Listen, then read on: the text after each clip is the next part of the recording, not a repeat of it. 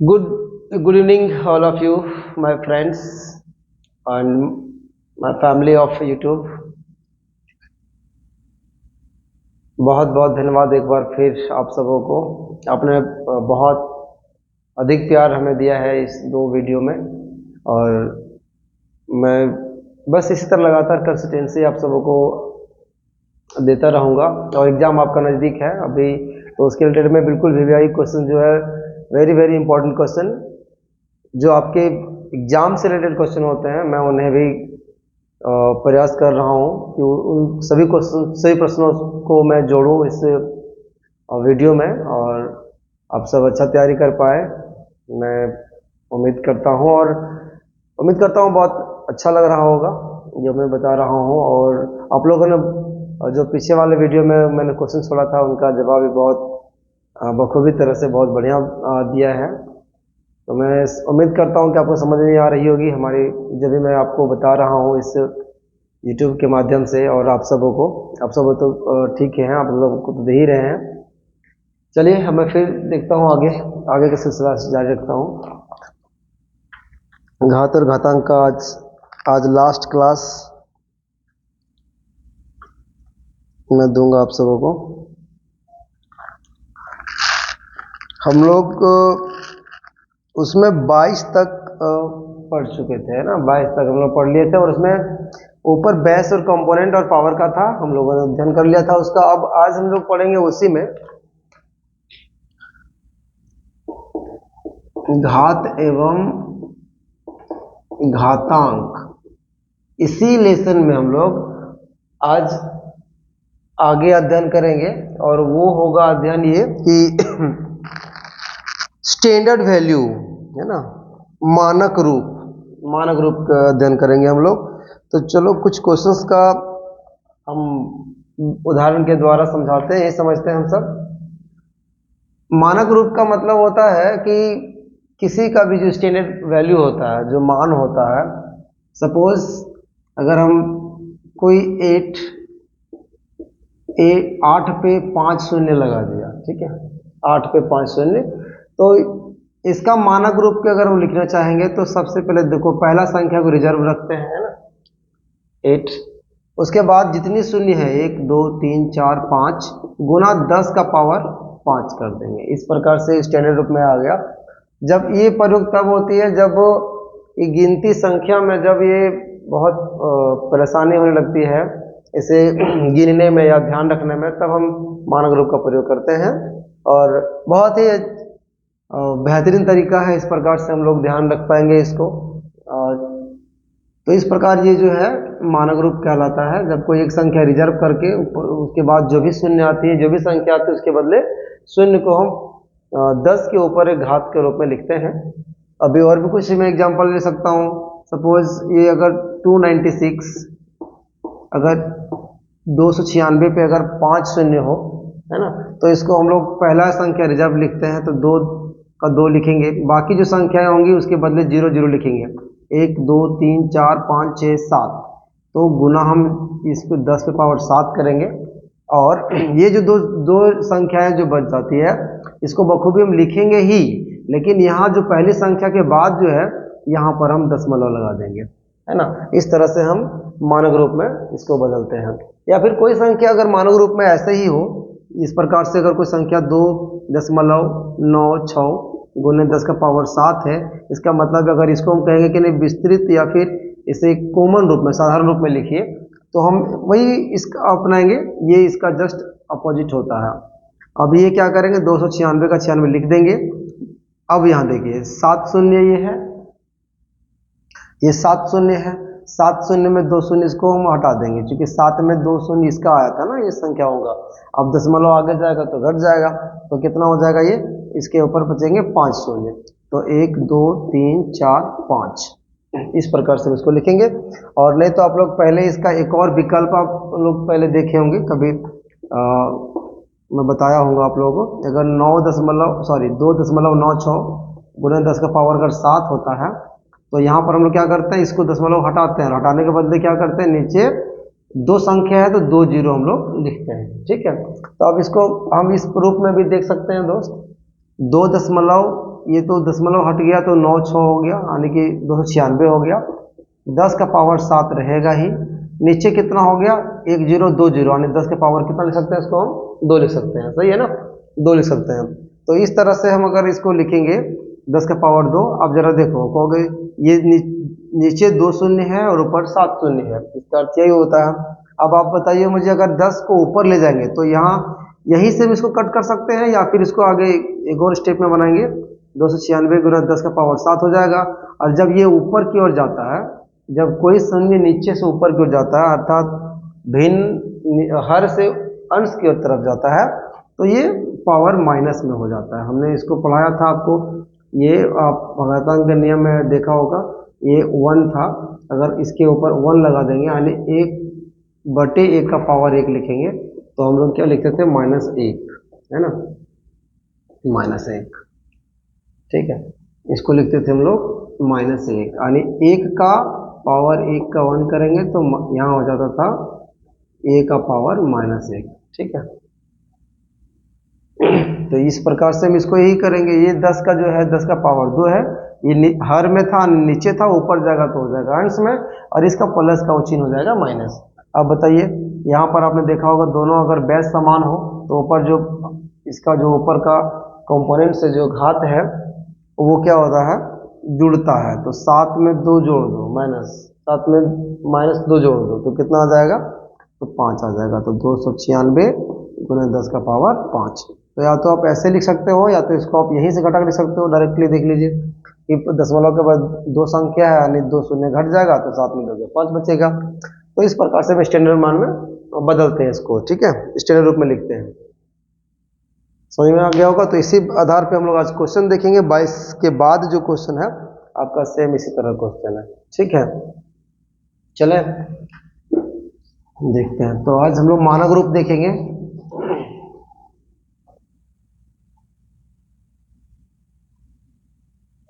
देखिए,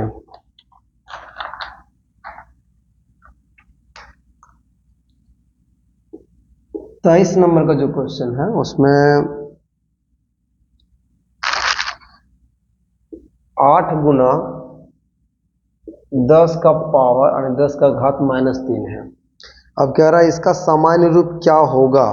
तो यहाँ पर 4 ऑप्शन आपके दिए हुए हैं। पहला ऑप्शन है 0.08, दूसरा ऑप्शन है 0.08, तीसरा ऑप्शन है 0.8, और चौथा ऑप्शन है 8, केवल 8। तो चारों ऑप्शन में हमको चूज करना है कि कौन सा होगा। तो अभी जो मैंने नियम आपको बताया उससे बना कर देख लीजिए, है ना, इसे बना कर देख सकते हैं कैसे आएगा। देखिए, अब आपको मैंने बताया था कि अगर इसका सॉल्यूशन देखेंगे, पहले सॉल्यूशन देखिए फिर ठीक करना है। 8 गुना 10 का पावर कितना है, -3। तो अभी हम जस्ट बोले थे कि अगर पावर माइनस में हो तो प्लस में करने के लिए उसको नीचे लाना पड़ेगा, या तो अगर नीचे प्लस में है तो ऊपर जाएगा तो हो जाएगा माइनस। तो अब इसको हम आगे देखें, 8 का 8 रखेंगे। अब ये जो है 10 का पावर -3 नीचे आएगा तो क्या हो जाएगा, 10 का पावर +3। ये माइनस जो है ये वाला हट जाएगा और नीचे आ जाएगा। अब आप देखो 8 का 8 रहेगा, नीचे कितना हो जाएगा, 3 को 10 लिखना पड़ेगा। 3 को 10 लिखेंगे, और 3 अगर 10 लिखते हैं इसका मतलब है कि 3 जीरो से भाग देना पड़ेगा इसको। तो हम यहाँ पर देखो, सबसे पहले सिंपल 1 0 जो है कवर कर देगा 8 को, ठीक है, यानी 8 रहेगा। और बाकी कितना होगा, 1 2 0, यानी 1 0 2 0, ठीक है। और इसके बाद आ जाएगा दशमलव, और 0 दशमलव के पहले 0 का वैल्यू नहीं होता है। तो अब इस तरह से देख सकते हैं, मैंने काटा इसको नहीं, आप समझ लीजिए पहले कि 8 के बदले जो 1 शून्य जो है, 8 संख्या के लिए 1 शून्य खत्म हो जाएगा। तो बचे कितने, 1 और 2, 2 जीरो बचेंगे। तो 8 के बाद पहले 2 जीरो हो जाएंगे, उसके पहले दशमलव आएगा, ठीक है। तो इसका ऑप्शन देख लीजिए कौन सा आएगा, ये में। तो ऑप्शन नंबर ये इसका क्लियर उत्तर होगा, ठीक है। चले देखो, इसके बाद है 24 में आपको उत्तर देना है। मैं आपको बता देता हूं, 3.5 गुना 10 का पावर -7 है, इसका सामान्य रूप क्या होगा, यानी नॉर्मल में क्या लिखेंगे इसको, जो मैंने साधारण रूप बताया था। इसका ऑप्शन में दे देता हूं 0.0000035। दूसरा ऑप्शन इसका है 0.0325, 0.000 और 35। और तीसरा ऑप्शन इसका दिया है 0.00045। और चौथे ऑप्शन है 0.0035। तो चारों ऑप्शन में से आपको चूज करना है ना। दो में से, चार में से कोई एक होगा।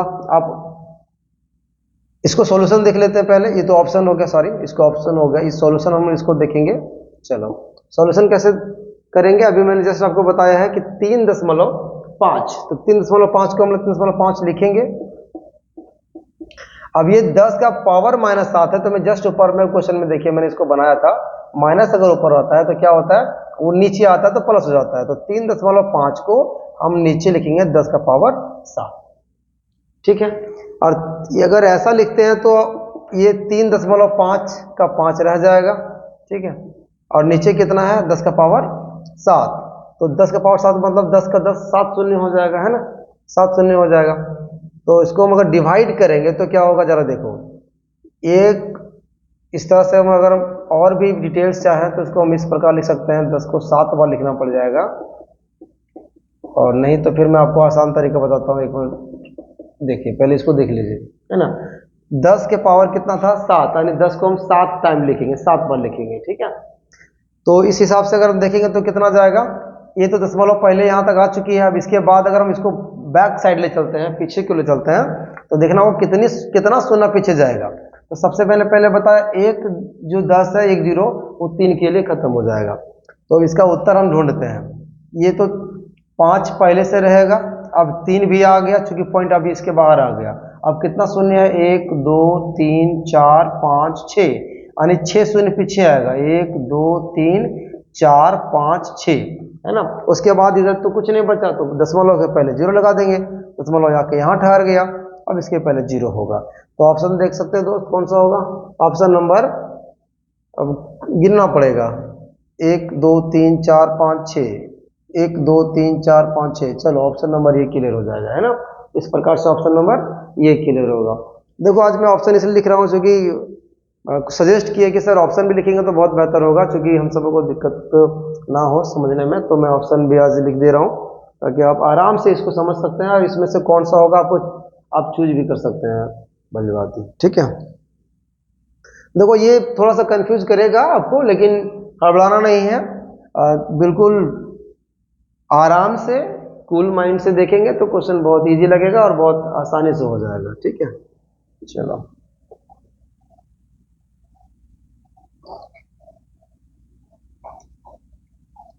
चलो 24 हमने देख लिया है। अब जो क्वेश्चंस इसके टाइप का होगा मैं छोड़ देता हूँ और लिख देता हूँ, ताकि आप इसको आगे बनाने में सक्षम हो, बनाकर मुझे आप उत्तर बताएंगे। चलो अब हम सेम क्वेश्चन डाल रहे हैं, आप देखते जाइए। लगभग 0.05। अब इसका मानक रूप क्या है, मानक रूप जी, मानक रूप क्या है, मानक रूप लिखना है, ठीक है। तो इसका ऑप्शन दे देते हैं, आप इसको हमको उत्तर पर देके बताइएगा, आप कमेंट करिएगा। 5 गुना 10 का पावर -2, या 5 गुना 10 का पावर -3, या 5 गुना 10 का पावर -4, और डी का ऑप्शन यहाँ एक और दिया है, 5 गुना 10 का पावर -5। चलो ये चारों ऑप्शन में से कोई एक उत्तर इसका होगा, और 25 का क्वेश्चन है ये, आप सबको कमेंट में लिखना है, ठीक है। चलो मैं इसको छोड़ देता हूँ, आप इसमें कमेंट करिए, हमको जो भी आपको लगता है हम इसको देखेंगे, ठीक है। 26 में है, फिर सेम लगभग क्वेश्चन है, 0.0085, यानी 4 टाइम्स 0, इसके बाद 8 5 है का फिर मानक रूप है, सेम है क्वेश्चन, ये मानक रूप इसका कौन सा होगा, मानक रूप कौन सा होगा। तो ऑप्शन इसका मैं दे देता हूं, आप इसको हमें कमेंट में बताइए। 8.5 गुना 10 का पावर -6। सी में इसका ऑप्शन है 8.5 10 का पावर -5 और डी का ऑप्शन है 85 गुना 10 का पावर -5। चलिए आप इसमें से भी, आप इसमें भी कमेंट करो, चलो कमेंट करिए इसमें कि कौन सा उत्तर सही होगा। ठीक है, 27 का क्वेश्चन है 0.02426 और 15। इसका फिर सेम क्वेश्चन है, मानक रूप क्या होगा, स्टैंडर्ड वैल्यू क्या होगा। स्टैंडर्ड वैल्यू में क्या होगा, इसका ऑप्शन आपको मैं दे देता हूं, आप कमेंट में मुझे बताइए। खुद से प्रैक्टिस करो, आपके लिए बेहतर होगा।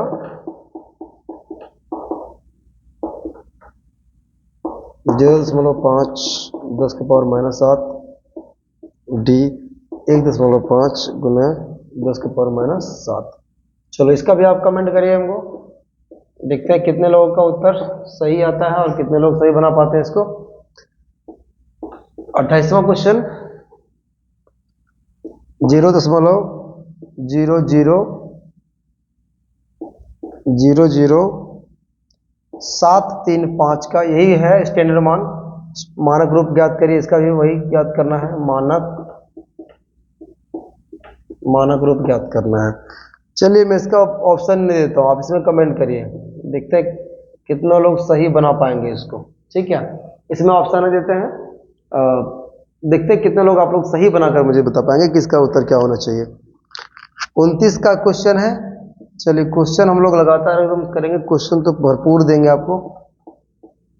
1000 का मानक रूप क्या होगा, सबका मानक रूप लिखना है, मानक रूप। चलिए ये तो सबसे आसान क्वेश्चन होगा आपका, है ना, कमेंट करिए इसको।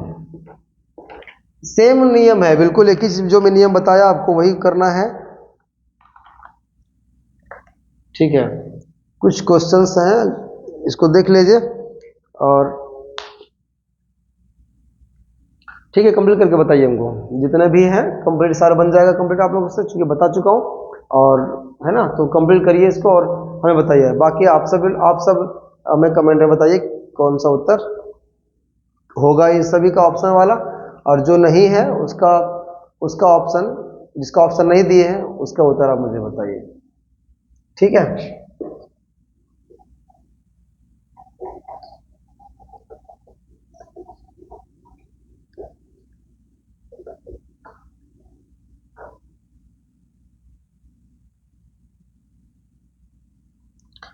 अब कुछ मिला जुला कर क्वेश्चन देते हैं, उसमें देखते हैं आप लोग कितना बना पाएंगे। हम एक दो क्वेश्चन, बहुत ही इंपॉर्टेंट क्वेश्चन है, यहां से हम देख लेते हैं इसको। ठीक है,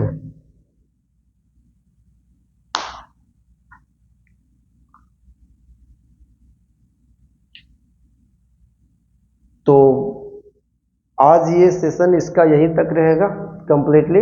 आप सब इसका उत्तर मुझे बताइए और फिर मैं अगले वीडियो में देता हूं आपको कुछ मिली जुली क्वेश्चंस जो हमने पढ़ा दिया है पहले आपको, और जो अभी पढ़ाया था मानक रूप से रिलेटेड, और कुछ न्यू पैटर्न का क्वेश्चन जो आपको एग्जाम से अटैच रहेगा, बिल्कुल वो मैं क्वेश्चन अभी तुरंत इसके बाद जो वीडियो आपके पास आएगा, है ना, आप लोग को भी मिल जाएगा, आप लोग तो पढ़ेंगे ही। बाकी आप लोग को जो इसके बाद वीडियो मिलेगा उसमें कंफर्म वो सारे क्वेश्चंस रहेंगे जो एग्जाम से बिल्कुल रिलेटेड रहेगा, और जिसको आप लोग VVI इंपॉर्टेंट क्वेश्चन बोलते हैं वो रहेगा। तब तक के लिए धन्यवाद, पढ़ते रहिए, सीखते रहिए।